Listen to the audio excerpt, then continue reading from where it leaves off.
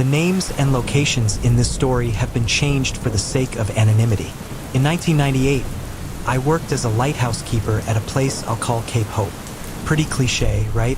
That's not its real name, but I want to keep the actual place under wraps.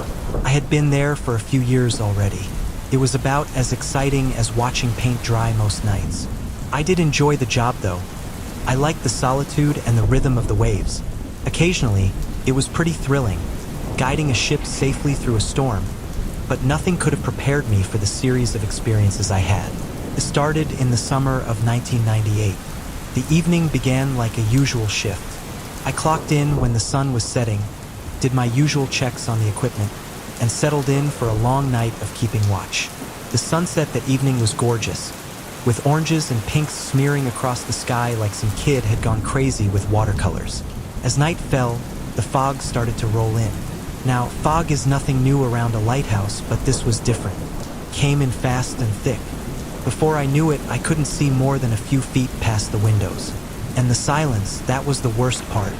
Usually, you can hear the waves crashing and seagulls squawking, but that night, I couldn't hear a thing. It was like every sound outside was being smothered before it reached the lighthouse. I did my best to shake off the creeps and focus on the radar, checking the beacon, and all the other boring but necessary stuff. Then I heard it, a weird hollow clang coming from somewhere out in the fog. At first, I thought it was some equipment acting up, but it kept coming every few minutes like clockwork. And it didn't sound like any machinery I was familiar with. I'm not the type to get spooked easily, but something about that sound made me uneasy.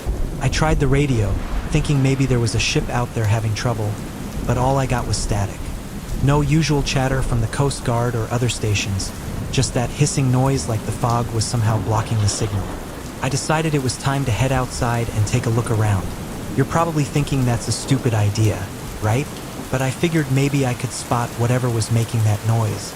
The moment I stepped outside, I felt like I had walked into another world.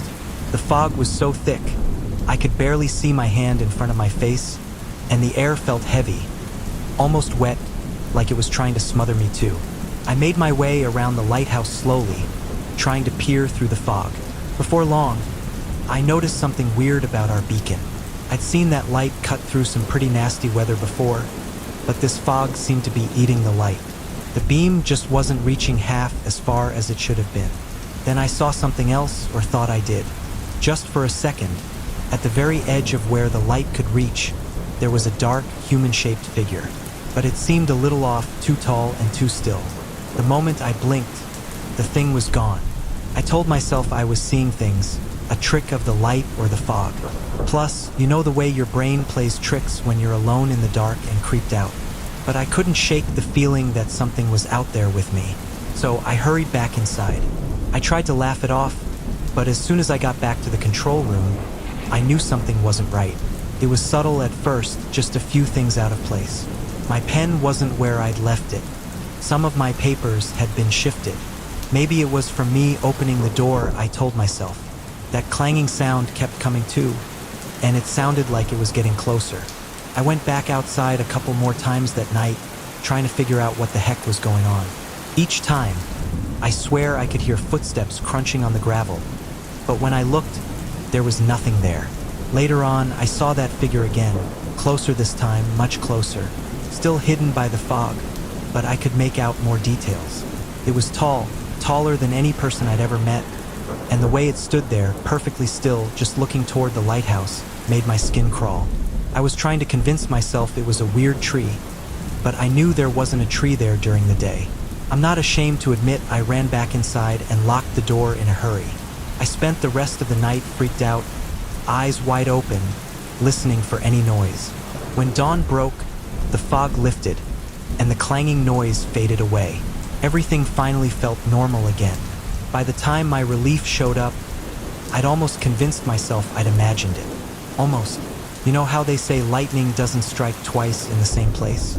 Well, whoever said that never worked at our lighthouse. After that night in '98, things calmed down for a while. But then came a night in winter 2001. A night that made the fog incident look like a walk in the park.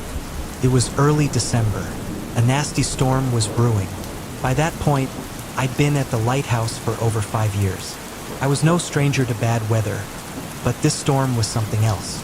The wind howled like mad, and the rain came down in torrents. I remember thinking, oh boy, you're in for one heck of a night.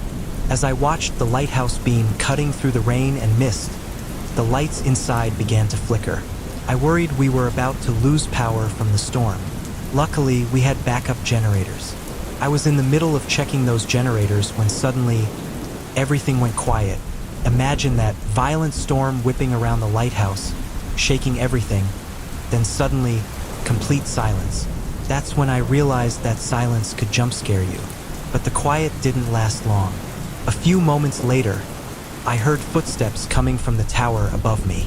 Though I was creeped out, I tried to be rational, thinking maybe someone had snuck in looking for shelter. But I knew that wasn't right. I had locked up tight when I started my shift, and in this weather, nobody would be crazy enough to scale the lighthouse from the outside.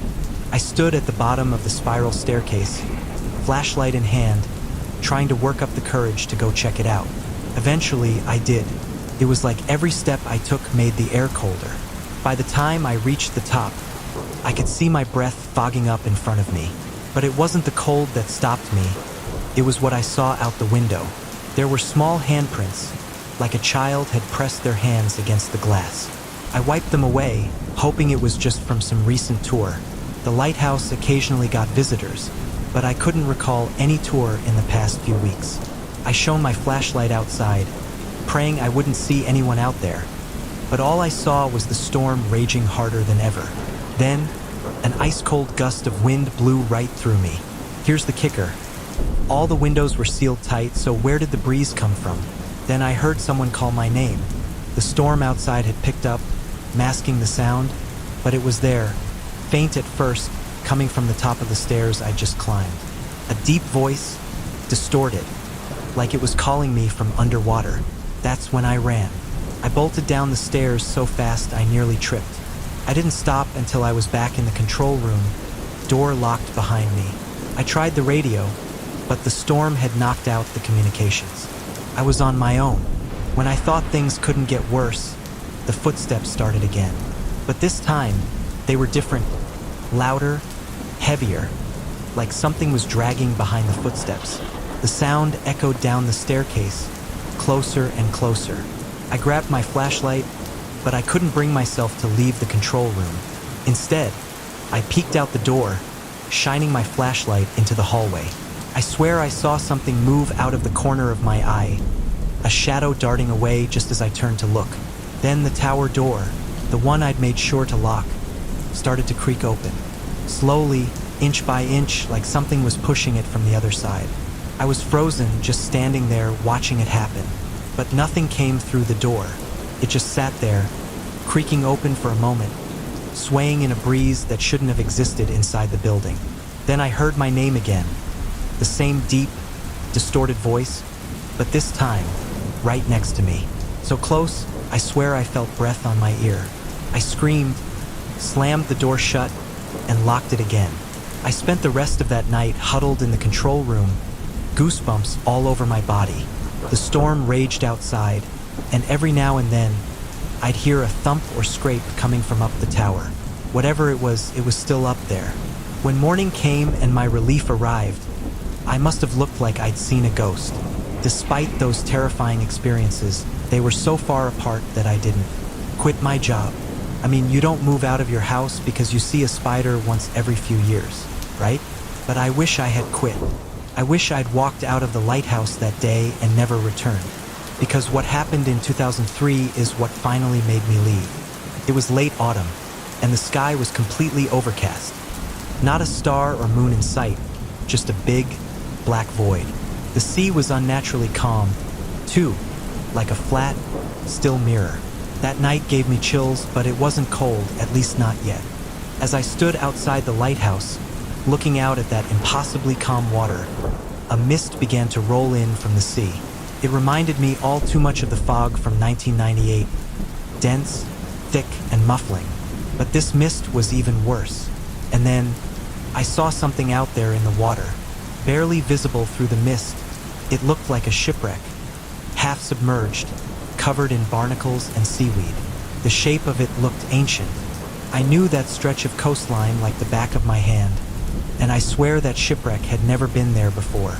It was like it had appeared out of nowhere, or maybe it came with the mist.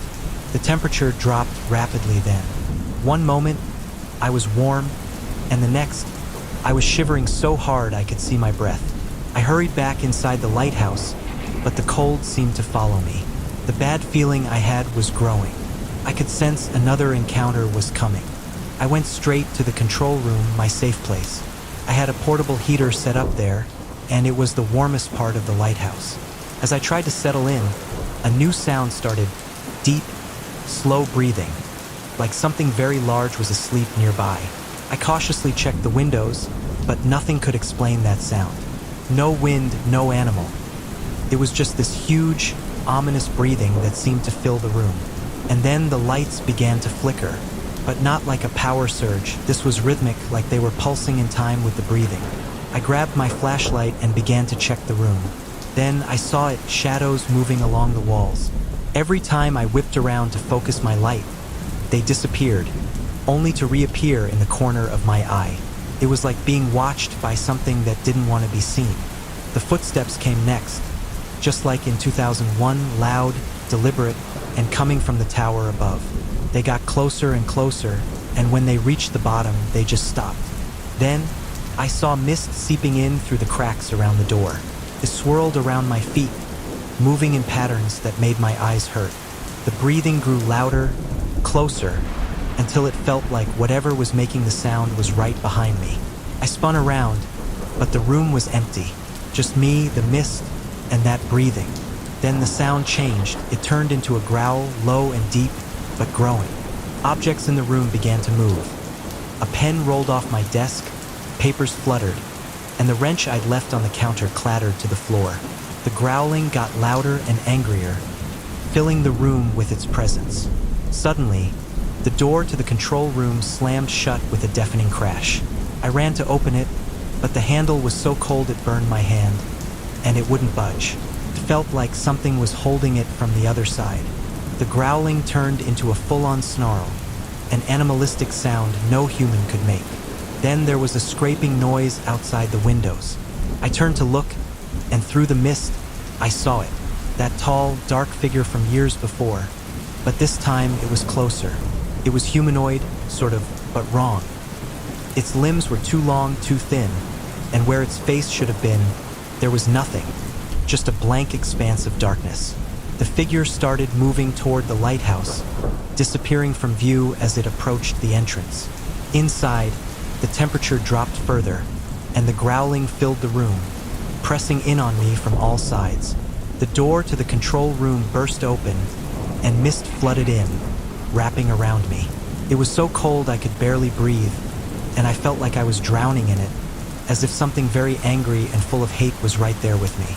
I heard one final snarl, the loudest yet, right in front of me. I couldn't see anything through the mist, but I knew if I reached out, I would touch it. At that moment, I realized this wasn't just a ghost story. Whatever was happening was real and life-threatening. As the mist receded, I made a decision. I was done. I was leaving the lighthouse for good. I walked out as soon as the sun rose, leaving everything behind. When my higher-ups tried calling to ask what had happened, I didn't answer. I packed up, moved inland, and never set foot near a lighthouse again. Even now, I can't go back to a beach or coastline without shaking from fear. I don't know what was haunting that lighthouse, but I know it was real. To anyone else who works in or around lighthouses, I wish you luck. Because we were dumb kids back then doing dumb things, the names in this story have been changed. It was the summer of 2007. I was 15 years old, and my friends Ethan, Darius, and I had a brilliant idea to explore a local lighthouse. We'd heard it was haunted, with a history dating back to the Civil War. The local stories ranged from ghostly soldiers to unexplained lights, but we were skeptics until that night. It began with Zane, a guy from our class. He told us about strange lights he'd once seen at the lighthouse. "I'm telling you," he said, "there's something weird going on there." He explained this to us during lunch one day. I remember rolling my eyes, but his story planted the seed of curiosity. A week later, we found ourselves in my old Corolla, parked near the lighthouse just after sunset. The plan was simple. We were going to sneak in, look around, and prove to ourselves that ghosts were just stories. We were armed with flashlights and an overconfidence only teenagers possess. As we approached the lighthouse, I recall Ethan nudging me. "Hey, you sure about this?" I shrugged, trying to appear nonchalant. "It's just an old building. Nothing bad's gonna happen." Darius chimed in, "Bad like ghosts? Or bad like getting arrested for trespassing?" We laughed at him, but I could tell we were all a bit nervous, mainly about getting caught. The lighthouse stood ahead of us, a thin fog over the water giving it a creepy vibe. As we got closer, I started to feel watched, but I chalked it up to paranoia. When we made it to the door, Ethan jokingly pretended to pick the lock. "Allow me, gentlemen," he said, bowing like a goofball. I rolled my eyes and reached past him to try the handle first. To my surprise, it turned, and the door swung open with a loud creak. We exchanged glances. "That's convenient," Darius said, sounding more nervous than before. I took the door being unlocked as a good sign. "Maybe they forgot to lock up," I suggested. We stepped inside, our flashlights cutting through the dark. The interior was dusty and filled with old furniture, looking like it hadn't been touched in years. "It's freezing in here," Ethan commented, rubbing his arms. He was right. Outside, it was a warm summer night, but the air inside the lighthouse was cold. We began to explore, keeping close to each other. Our focus was the light tower, a small upstairs room at the top of the lighthouse. It wasn't one of those big cylindrical lighthouses. This place looked more like an old schoolhouse with a tall room jutting up where the light was. As we made our way up, we heard a faint scraping sound from below, echoing up toward us. Darius froze. "Did you guys hear that?" "Darius, it's probably the wind. A cat, a raccoon, anything," I said. Halfway up the stairs, a sudden cold draft rushed past us, nearly making me drop my flashlight. We paused and looked at each other. "Dude," Ethan said, "you did close the door, right? There shouldn't be a breeze in here. What if that scraping sound was you not closing the door when we came in?" I asked, trying to deflect. "I did, man," Ethan replied. At that point, I started to believe maybe he hadn't. Before we could move again, we heard a faint voice coming from the entrance. It was too quiet to make out words, but it definitely sounded like someone was in the building with us. "That's not funny," Darius said, his voice shaky. "We need to go before we get caught." "We've come this far," Ethan argued. "They're not gonna know we're here if we stay quiet. We have to reach the top before we go, at least." Against my better judgment, I agreed with Ethan. Darius wasn't about to go anywhere without us. When we made it to the top, we found the door to the lantern room locked. Ethan tried to force it open, but this one wasn't going to budge. After a few seconds, he stopped, catching his breath, deep in thought. Suddenly, there was a deafening bang from the other side of the door, like someone had tried to tackle it. All three of us jumped, hearts racing. Darius threw his hands up in the air. "That's it. I'm out." This time, we didn't argue with him. Ethan and I followed close behind as we descended. The cold got worse, and then we heard a noise behind us, the sound of the lantern room unlocking and opening. "Run," I whispered, and we all raced down the stairs, nearly barreling over each other. Just as we made it to the bottom, the front door slammed shut with a deafening crash. Ethan ran up to it, trying to yank it open, but it wasn't moving. "Come on, Ethan. It locks from the inside, dude. What are you doing?" "I know that, but the lock isn't locked. Here, see." He showed me the handle, but it wasn't turning.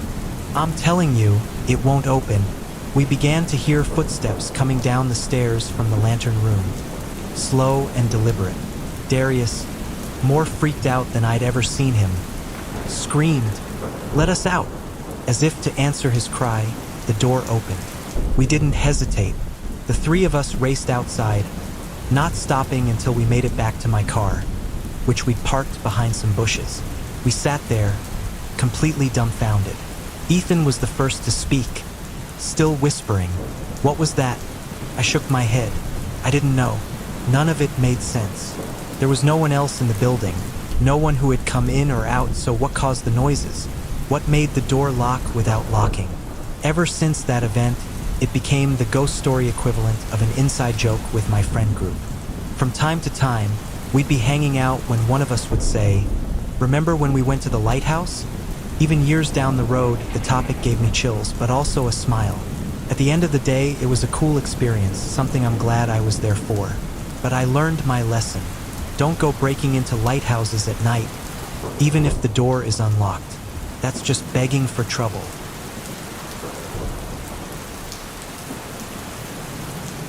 The old lighthouse had been a part of our lives for as long as I could remember. It stood there on the edge of the beach, a crumbled, broken old structure. The top half had collapsed years ago, before we were even born, leaving behind a broken tower that all the local kids, including us, thought was a bit eerie. For me and my friends, Kyle, Zoe, Milo, and Avery, the lighthouse and the surrounding beach were our playground. We'd spend hours there after school almost every day. We built sandcastles, splashed in the waves, explored the rocky shore for interesting shells and sea glass, or just played hide and seek in the nearby forest. Our parents always warned us to be careful around the old ruins, though, which makes sense today. It looked like the old thing would collapse in on itself at any moment. And yet, to us, it was just another part of the landscape. That summer evening, we'd been on the beach since late afternoon. I remember my skin being all sticky with salt and sunscreen. The sun was just beginning to dip toward the horizon. Things were steadily getting darker, but we could still see plenty well. This meant it was almost time to head home, but none of us were quite ready to leave. We were arguing about whether we should play Water Monster or something else before Kyle just sprinted into the water, saying, "Last one in is a rotten egg." Back then, you took that seriously. You didn't want to be the rotten egg of the bunch. So the rest of us followed, shrieking with laughter as the cold water splashed around us. We were so caught up in the game that, at first, we didn't hear it. But then it cut through the laughter like a knife. A sound that made us all freeze to the spot like a bunch of small statues. A woman's scream, high-pitched and terrified, coming from the direction of the old lighthouse. We all turned instantly, water dripping from our clothes. Together, we stared at the ruined tower for a moment. Everything was still, and I thought we'd heard something else. Maybe some sort of weird night bird. But then, suddenly, a figure in what appeared to be torn clothes stumbled out from behind the lighthouse, running towards the forest that bordered the beach. In seconds, the figure had disappeared into the trees. "Who was that?" Zoe whispered. She looked a bit creeped out. "I think someone got hurt," Milo suggested. We stood there quietly for a moment. I don't think any of us knew what we were supposed to do. But then Avery spoke. "We should go check it out." "Not me," I said. I blurted it out almost instinctively. The mere thought of going toward that noise made me feel real fear for the first time. What if it's dangerous? But what if someone needs help? Zoe countered. Our friend group argued back and forth, torn between fear and curiosity. I wanted nothing more than to just run home, pretend we hadn't seen or heard a thing. But then Kyle turned to me, a gleam in his eye that I recognized all too well. "I double-dog dare you to go look." One of my friends gasped. Another huffed with amusement. A double-dog dare was serious business in our group. To refuse would mean being labeled a coward, something I couldn't bear the thought of. I swallowed hard, trying to hide how scared I really was. "Well, I triple-dog," I tried to say, but Avery caught on to me immediately. "Nope," I said at first. "You can't do that." I looked towards Milo, who had always been a bit closer to me in the group. But he nodded, saying, "He's right. He called it first." So there I was, with all my childhood friends turning against me. I'd been chosen to explore the most terrifying noise I'd ever heard. "Fine," I said, my voice barely above a whisper. "I'll go." I began to walk towards the lighthouse, my feet feeling like lead with every step. The others followed me a little way behind, but they stopped about 10 yards before the ruins. As I approached the broken doorway, I could hear my own heartbeat in my ears. The inside of that old lighthouse was dark. The fading sunlight barely penetrated the gloom. What was left of the wooden floor creaked ominously under my feet, and in some places, it had rotted away entirely. revealing dirt and foundation underneath. I stood just inside the entrance, my eyes straining to see in the dim light. At first, I saw nothing unusual, just broken wood, crumbling stone, and years of accumulated debris. I was about to head back to tell my friends there was nothing to be concerned about when I heard it again. The scream, closer this time, but more breathy, or maybe hoarse is the right word. It was coming from ahead of me in the room. I jumped, nearly falling through a hole in the floor. My eyes were adjusting more to the dark by then, and I began to see that there was movement in the dirt. Movement that had likely been there the whole time. Slowly, I crept forward. What I saw next will haunt me for the rest of my life, and I'm not saying that lightly. There, half buried in the loose soil, was a woman. Her hand, pale and dirty, clawed weakly at the ground beside her. The rest of her body was obscured by the dirt, as if someone had been in the middle of burying her and then suddenly stopped. I stood there, unable to move, unable to comprehend what I was looking at. You have to remember, I was just a kid, too young to understand, too young to know better. But still, driven by some kind of force I couldn't explain, I moved closer. I knelt down next to her, and with shaking hands, I began to brush the dirt off her face. As I uncovered her features, her eyes fluttered open, and they suddenly fixed on mine, wide and filled with fear. For just a second, we stared at each other, and I saw something flicker in her eyes. Maybe I'd startled her, or maybe she felt hopeful for a moment, having been found.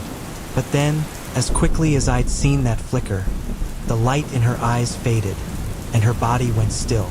I could no longer hear her breathing. I scrambled backward, my mind unable to process what had just happened. I had just watched someone die, right in front of me, only inches away, and she'd stared right into my eyes as she passed, my face being the last thing she ever saw. Suddenly, I heard my friends screaming from outside the lighthouse. Their voices sounded panicked. As my mind cleared, I made out what they were saying. "Run! Get out!" I turned toward the entrance, ready to run, but then I saw them. The figure in torn clothes we'd seen run into the woods was now standing there, blocking the only doorway. Even in the dim light, I could see that their clothes were caked with dirt and what might have been blood. The stare down with that strange figure felt like it lasted an age. It was the most terrified I'd ever been, even all these years later. Then I saw something move in the air, fast. There was a thud as whatever it was struck the figure in the head. The figure stumbled, dropping to one knee. My friends screamed in unison. "Run!" I didn't need to be told again. I bolted for the entrance, squeezing past the figure as they tried to regain their footing. I ran faster than I ever had before, my friends already ahead of me on the beach. I saw Milo drop a rock, and I immediately knew that the object that had hit the figure in the head was a rock, thrown by one of them. My friends had saved my life. I would later find out it was actually Avery who threw the rock that incapacitated the stranger. None of us stopped running until we made it back to the road that led to our neighborhood. We all lived on the same street. Panting and terrified, we went our separate ways, too scared to even discuss what had happened. I ran straight to my house and up to my room, ignoring my parents' questions about why I was back so early. I dove into bed, pulling the covers up over my head, and stayed like that all night. My child mind couldn't shake the image of that figure. I kept thinking, whatever that stranger did to the woman, he could do to me. What if he followed me home? But morning came, and nothing happened. Life went on as normal, but I was changed. I couldn't bring myself to tell anyone what I'd seen inside the lighthouse. Not my friends, not my parents, not even the police when they showed up asking questions about a missing woman a few weeks later. You have to understand, I felt so guilty. Even now, as an adult, I feel guilt for not telling someone back when I was a kid. When I witnessed the woman's last moments, it felt like I'd become responsible. Somehow. I was so sure that if I told anyone, I'd get in trouble. Maybe even sent to prison. So I kept quiet, carrying that weight with me. I eventually grew up, moved away from that seaside town, and tried to put the memories to rest. But when you see something like that, especially when you're so young and impressionable, you don't forget it. I'm not lying. When I say I've woken up screaming after reliving that moment in my nightmares. When work or life stresses me out, I sometimes dream of finding that figure in the torn clothes standing over my bed, ready to do to me what they did to that woman. The guilt I feel now is probably worse because now I know I could have said something but didn't. We could have caught whoever did that to her, but now I have no idea if they ever found that woman. To the woman I found in the lighthouse, I'm so sorry.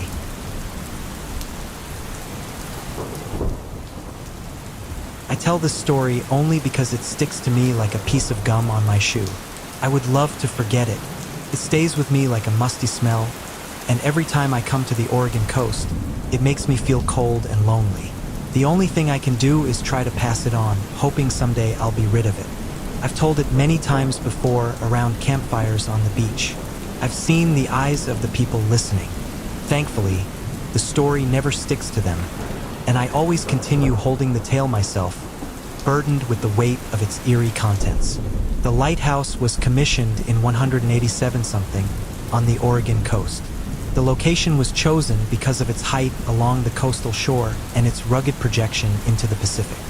It reached into the ocean like the Statue of Liberty's arm and would help guide ships away from the treacherous coast, leading them toward the safety of the nearby bay. The first tragedy recorded took place when the walls of the lighthouse were being constructed. The outer and inner walls of the building were being built simultaneously. Once the two walls had firmed up, wet concrete was poured into the crevice. This process continued, and the tapered form of the lighthouse began to take shape. It was a foggy morning, and the chill of the ocean air was numbing. The winds began to blow, and suddenly a gale-force wind struck. The scaffolding moaned and shuddered, the mechanism pouring the concrete folded. The men on the ladders jumped down from the walls and scattered like ragdolls on the ground. After they gathered themselves and assessed the situation, they decided that the damage was done, and they would have to reconstruct the structure once the storm was over. It was the next day when they realized someone was missing. In their haste to get out of the storm, in near panic and confusion, they hadn't accounted for everyone. They were missing a young man who had joined the crew a few days earlier. He was nowhere to be found. They had no idea where he was. Perhaps he had fallen into the churning sea. It sent chills down their spines, but the work had to be done. They rebuilt the wooden structure to access the top of the lighthouse walls and the mechanism to pour the cement. When they were finally able to look into the dark crevice between the walls, they could see a light-colored hat. They wouldn't admit it, but they may have found the final resting place of that young man. There wasn't any way to reach him, and there were no signs of life, so they determined that they would continue their work and complete the task. It was not their intention to entomb him in the concrete, but there seemed to be no other choice. This may only be a ghost story told around the driftwood fires on the beach, but what makes it more real to me is knowing that, on a cold winter night in the 1900s, a lighthouse keeper climbed up the spiral stairs of that lighthouse to replace a light bulb that had gone out during a storm. In the dark, he had a heart attack and died right there on the steps. He was found in the morning by his wife. She said he had a horrific look on his face. That's my story. Short as it is, I hope it doesn't stick to you like it does to me.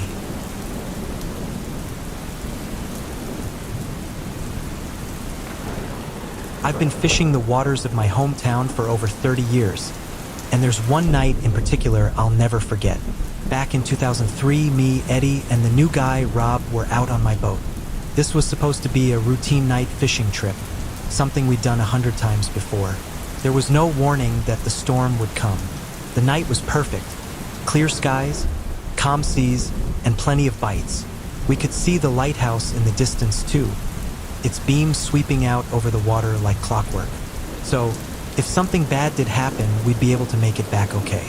At the time, Eddie and I were swapping old stories, trying to one-up each other, while Rob listened, probably wondering if we were full of it. I remember thinking how still everything was at that moment. There was no wind and barely a ripple on the water. It was almost too perfect, you know? Like the calm before a storm. Well, turns out that's exactly what it was. It happened fast, unnaturally so. One minute we were laughing, and the next the sky went black. We were swallowed up in a darkness unlike anything I'd seen before. Clouds rolled in out of nowhere, thick and angry, blotting out the moon and stars, and the wind picked up very suddenly, nearly knocking us off our feet. We scrambled to secure everything as the waves started to build. Within minutes, we were in the middle of the worst storm I'd ever been caught in. I swear, the rain was coming down so hard it was like a waterfall, and the waves were so high, I thought we were going to capsize. We could barely see a thing. The only reference point we had was the lighthouse beam cutting through the dark. Then things got worse. I glanced at the lighthouse through a break in the rain, but something was wrong. Its light was flickering now, dimming and brightening like a broken bulb. Eddie said it was just the storm, distant waves so tall they were momentarily blotting out the light. Rob looked terrified, can't blame him. It was his first season with us, and this was one heck of a welcome. I tried to steer us toward the light, but it vanished. Just like that. Before I could even process what was going on, it reappeared, way off to our left now, much further off than it should have been. I thought I was losing my mind. Lighthouses don't move, right? I assumed it was the waves bouncing us further out, making me lose my bearings. But before long, I was certain it had moved, kept disappearing and reappearing, each time in a different spot. Sometimes it was closer, other times further away. It was like it was toying with us. I'd never been so disoriented. Eddie grabbed the map and compass, but they were useless. The compass needle was spinning like crazy, and nothing on the map made sense anymore.